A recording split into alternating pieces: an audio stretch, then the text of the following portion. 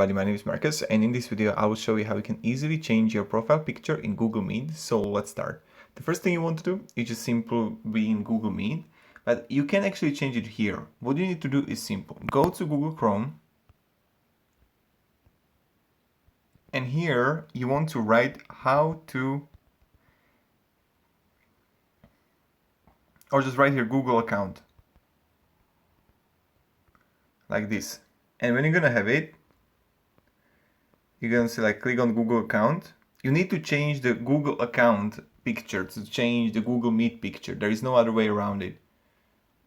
So as you can see, you just want to click on the photo right here, welcome my name, and you just change it. When you're going to change it, it will automatically change also in Google Meet on your profile, because Google Meet is directly connected to Google account.